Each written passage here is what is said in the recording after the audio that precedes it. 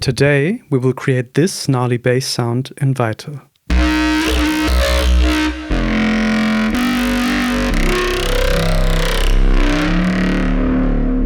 I will try to create it from scratch so that you can follow along.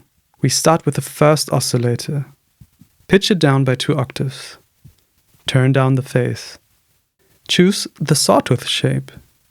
We edit the wave shape.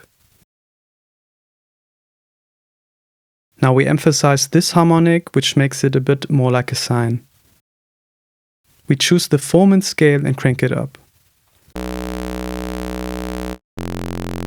Make sure you got the stereo spread dialed in and some glide in case you like that.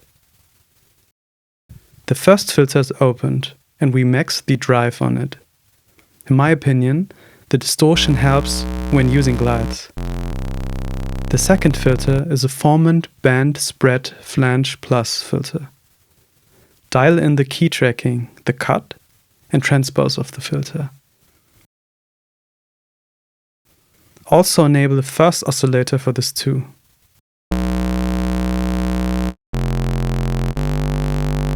Now let's order the effects of the effects chain.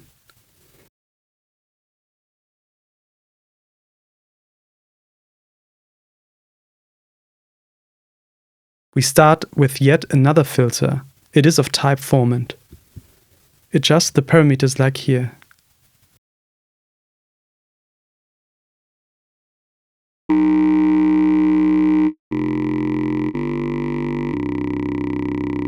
Increase the peak.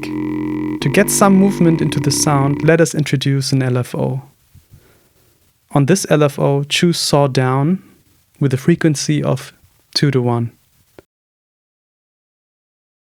Round the LFO shape a bit to make changes more subtle at the start and a bit more increased at the end. Let's map it to the Foreman filter's X component. Let's also map it onto the position of filter 2 by about 14.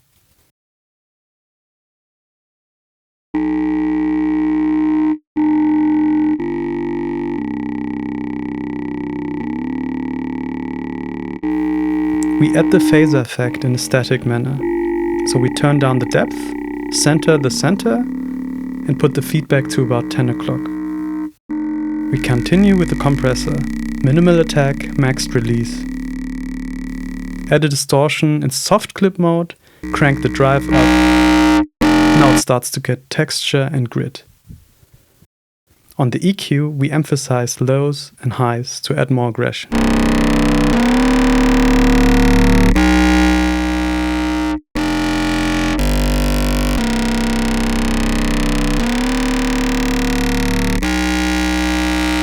Add some filtered reverb to give it some more space if you like.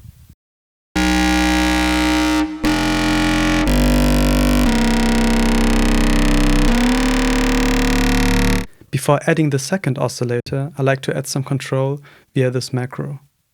I call it open and map it onto the Foreman's transpose by an amount of about 13. We also map it to the center of the phaser by about 19.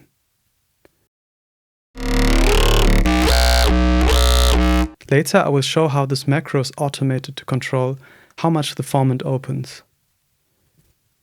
Now we add the second oscillator. Use a basic sine wave. Pitch it down again by 2 octaves. I like to use about 12 unison voices and raise the unison detune by about 40%. We feed the second oscillator into the first one as a ring mod. I make the phase static for both oscillators to make the sound more stable.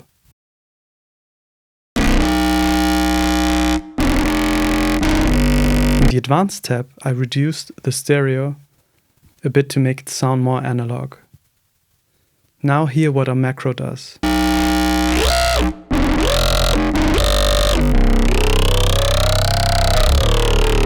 Now automated.